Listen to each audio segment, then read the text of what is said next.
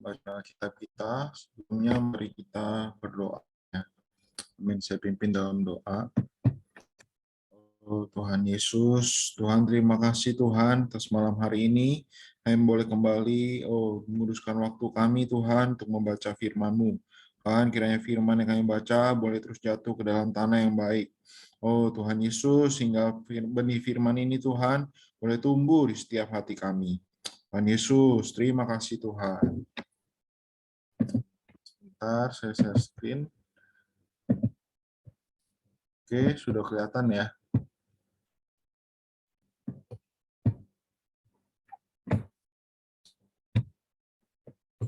Oke, mari kita baca Matius pasal 13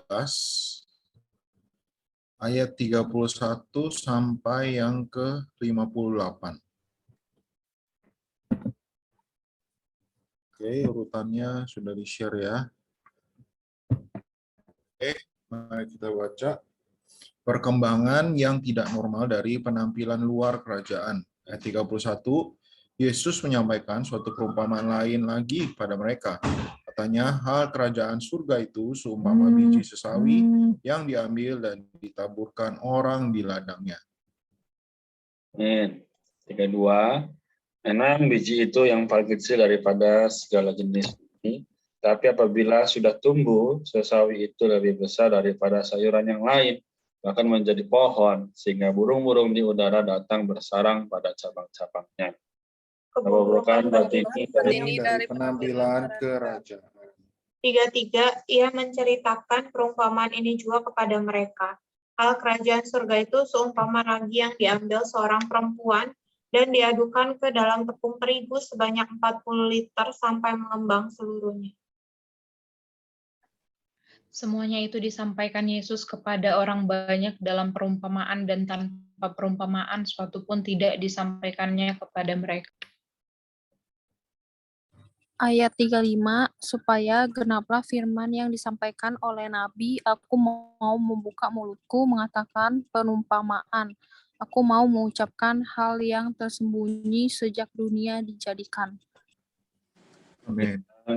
Kerajaan Pendirian kerajaan dan unsur penyusun palsunya. 36, sesudah itu Yesus meninggalkan orang banyak itu, lalu pulang. Murid-muridnya datang dan berkata kepadanya, jelaskanlah kepada kami perumpamaan tentang lalang di ladang itu. Amin. Ia menjawab, katanya, orang yang menaburkan benih baik ialah anak manusia. 38. Ladang ialah dunia. Benih yang baik itu anak-anak kerajaan, dan lalang anak-anak si jahat. Musuh yang menaburkan benih lalang ialah iblis. Waktu menuai ialah akhir zaman dan para penuai itu malaikat. Jadi seperti lalang itu dikumpulkan dan dibakar dalam api, demikian juga pada akhir zaman.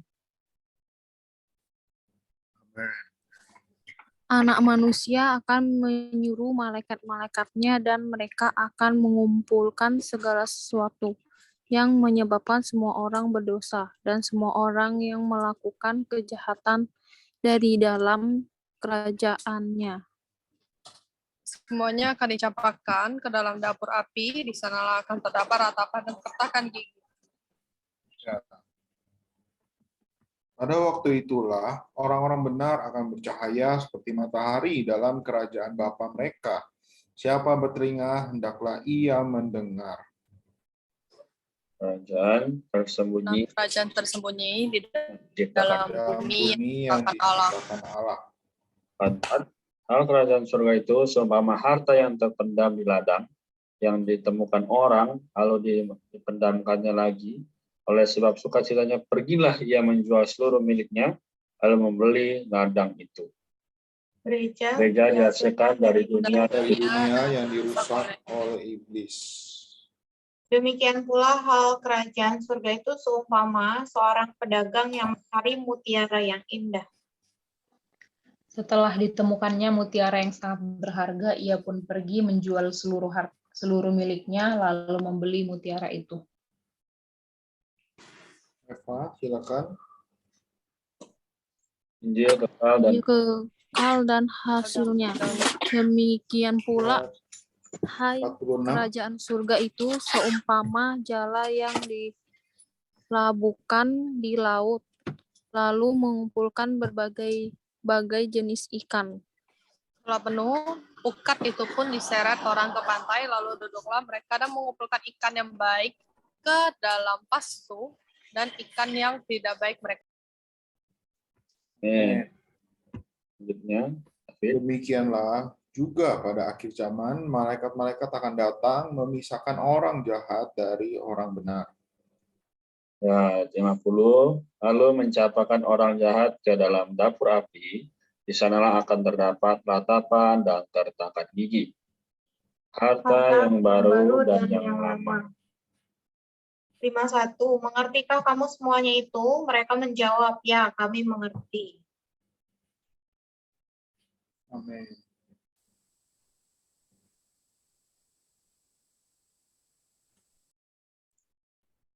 Oke. Kan harta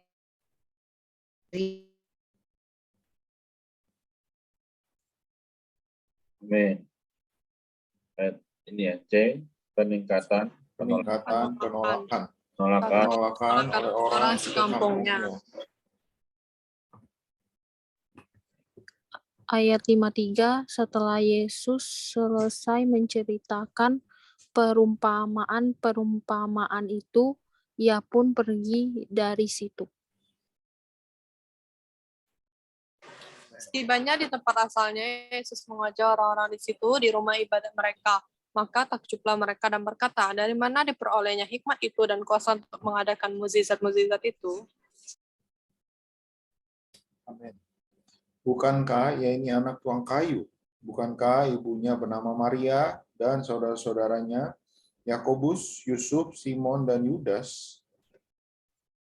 Dan bukankah saudara-saudaranya perempuan semuanya ada bersama kita? Jadi dari mana diperolehnya semuanya itu? Lalu mereka kecewa dan menolak dia. Maka Yesus berkata kepada mereka, seorang nabi dihormati di mana-mana kecuali di tempat asalnya sendiri dan di rumah. Amin.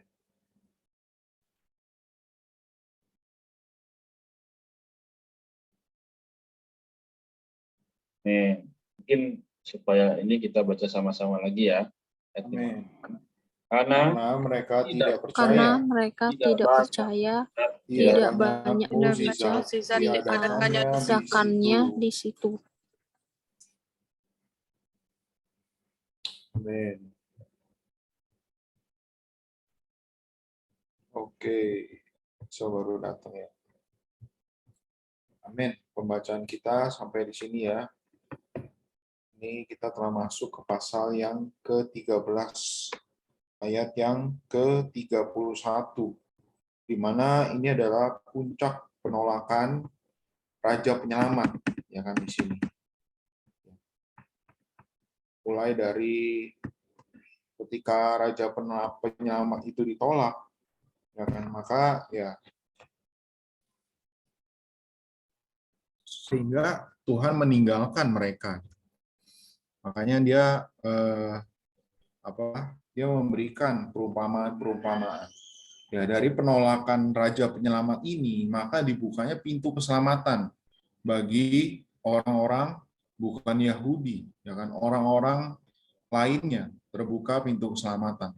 Karena Tuhan telah ditolak, ya kan, dia pergi untuk memberitakan Injil kepada ya kita semua hari ini, ya kan, memberitakan, bisa mendengarkan Injil, ya semua itu karena ya orang-orang yang seharusnya ya menerima Injil itu, mereka menolaknya. Ya, oleh karena itu ya kita perlu mengucap syukur hari ini, ya kan, kita bisa menerima Injil ini, kita bisa mendengarkan firman ini hari ini, semua karena belas kasihan Tuhan, semua karena ya pintu Injil itu terbuka bagi kita semua. Amin. Puji Tuhan. Silakan yang lainnya boleh sharing ya. Dari yang manapun melengkapi.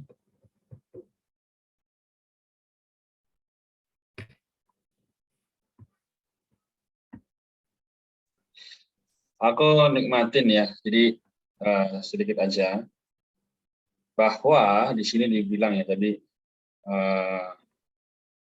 di ayat yang sebentar, ayat yang ke-34 ya dibilang semuanya itu disampaikan Yesus kepada orang banyak dalam perumpamaan dan tanpa perumpamaan suatu pun tidak disampaikannya kepada mereka. Jadi ini bagaimana situasi hari ini ya. Juga hampir sama dengan situasi di zaman itu ya di saat Yesus sedang memberikan perumpamaan. Jadi ayat 35 bilang, "Benar firman yang disampaikan oleh Nabi, aku mau membuka mulutku mengatakan perumpamaan, aku mau mengucapkan hal yang tersembunyi sejak dunia dijadikan." Ya. Jadi perumpamaan ini hanya bisa dilihat oleh umat kerajaan ya. Jadi sekali lagi dalam perkara apapun ya hari ini apa sih yang perlu kita kerjakan, apa sih yang perlu kita siapkan sebagai orang-orang yang telah melihat perumpamaan ini lalu kita mengerti. Ya, kita perlu apa sih? Perlunya memiliki satu kebiasaan yang baik, yaitu terus membuka hati kita, membuka diri kita kepada firman Tuhan, yaitu melalui membacanya, berdoa sesuai dengan firman itu, supaya apa? Memang kita hidup dalam dunia, tapi kita bukan milik dunia, ya. Kita adalah milik Tuhan. Jadi sekali lagi di dalam ayat-ayat berikutnya sungguh amat baik ya. Katakan di sini ayat yang ke 41 ya. Anak manusia akan menyuruh malaikat-malaikatnya dan mereka akan mengumpulkan segala sesuatu yang menyebabkan semua orang berdosa dan semua orang yang melakukan kejahatan dari dalam kerajaan. Jadi menunjukkan apa? Sebenarnya di dalam kehidupan kita juga hari ini bisa aja ada orang-orang yang di sekitar kelihatannya baik ya. Tapi ternyata sama seperti lalang ya. Ya seperti perumpamaan yang kemarin yang kita baca. Menyebabkan orang-orang yang sebenarnya ikut Tuhan sungguh-sungguh, tapi karena pembicaraan, karena perilaku, tingkah lakunya setiap hari, yang menyebabkan orang-orang yang percaya dan ikut Tuhan jadi goyah. Gitu. Nah, jadi hari ini kita perlu mengambil satu sikap, yaitu sekali lagi tidak berbagian dengan hal itu, tapi justru berkebalikan dengan hal itu, yaitu kita rajin, semakin rajin membaca, semakin rajin bisa berdoa, semakin rajin bisa berbicara kepada orang lain supaya firman ini terus diberitakan ya, sehingga kita boleh menjadi seperti di ayat yang ke-44 ya, hal kerjaan surga seumpama harta yang terpendam di ladang. Nah, apa ini harta? Ya, kalau kita lihat catatan kakinya, harta ini adalah dikatakan emas, ya, batu permata, bahan pembangunan gereja dan Yerusalem baru. Jadi sekali lagi, kalau kita mau berbagian menjadi emas, perak dan batu permata, kita perlu ditekan, ya, kita perlu diproses, sehingga Tuhan ya boleh membeli ladang itu. Ini adalah perumpamaan. Jadi sekali lagi, teman-teman sekalian, waktu kita tidak banyak ya, kita nggak tahu kapan Tuhan datang, yang mungkin ya secepatnya atau berapa tahun lagi. Tapi yang penting adalah kita melaksanakan, mengerjakan, mengasihi Tuhan, baca firman-Nya, sehingga ya, dalam firman Tuhan ya kita juga sudah baca ke kitab Perjanjian Lama secara pribadi ya mengenai Abraham, ya Ishak dan Yakub. Mereka juga melakukan apa? Persembahan ya, membuat mezbah, ya, membakar korban. Nah demikian juga hari ini kita apa yang kita kerjakan? Yaitu kita betul-betul tiap hari ada doa, tiap hari mendoakan orang lain, tiap hari membaca firman Tuhan. Ya, sekali lagi memang tahun yang baru 2022 ini masih banyak waktu, tapi jangan sekali-kali kita merasa, oh sudah aku tahu. Tapi apa? Kita perlu semakin hari semakin menyadari bahwa aku memang tahu, tapi aku tidak bisa tanpa Tuhan. Nah itu kan alangkah lebih baik. Amin. Demikian yang bisa aku bagikan. Semoga kita semua diberkati. Amin. Amin. Ada lagi yang lain? Thank you, Corey, sharingnya.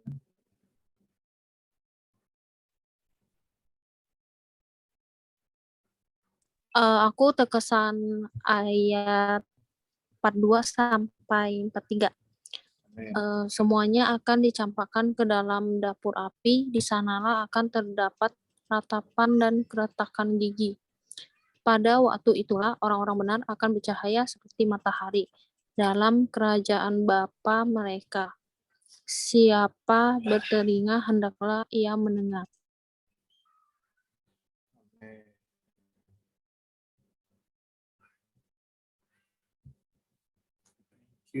Ada lagi yang lain? Aku menikmati di ayat 58 karena mereka tidak percaya, tidak banyak mukjizat diadakannya di situ. Kalau di ayat ini penolakan orang Farisi terhadap Tuhan Yesus dan juga ketidakpercayaan orang-orang Galilea di situ, maka Tuhan tidak melakukan banyak mukjizat di antara mereka. Jadi dari ayat ini aku semakin diteguhkan lagi bahwa kita itu harus percaya sepenuhnya kepada Tuhan kalau ingin melihat mukjizat terjadi dalam hidup kita. Amin.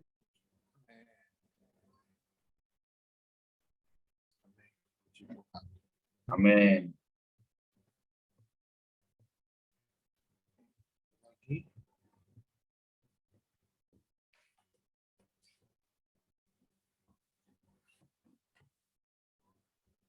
Excel mungkin Excel.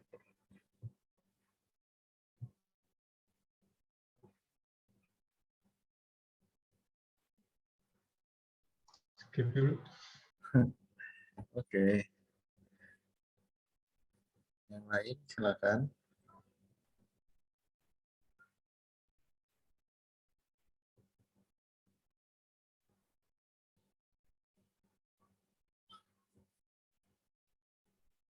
Oke.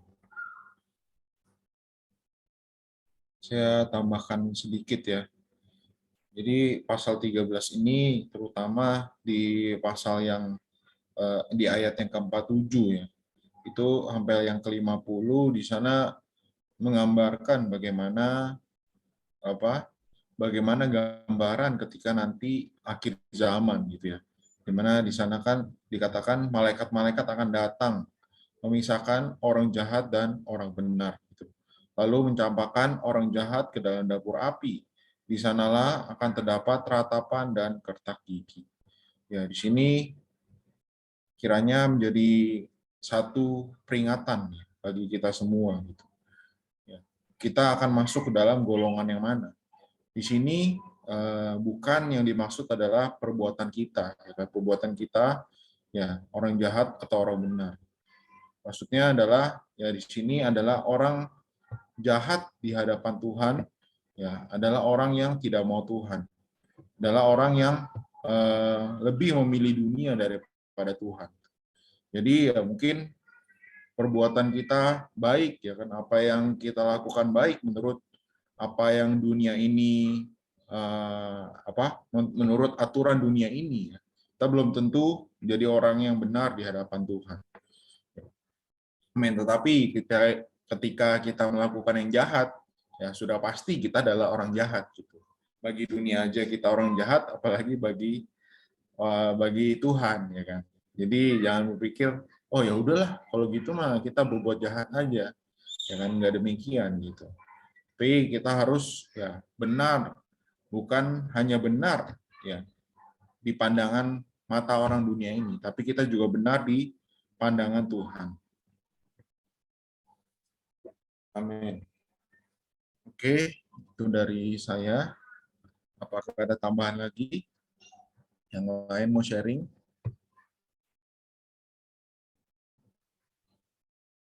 Baik, kalau nggak ada, mari kita tutup ya di dalam doa. Boleh ada yang mendoakan kita semua? Satu orang? Silakan, siapapun boleh.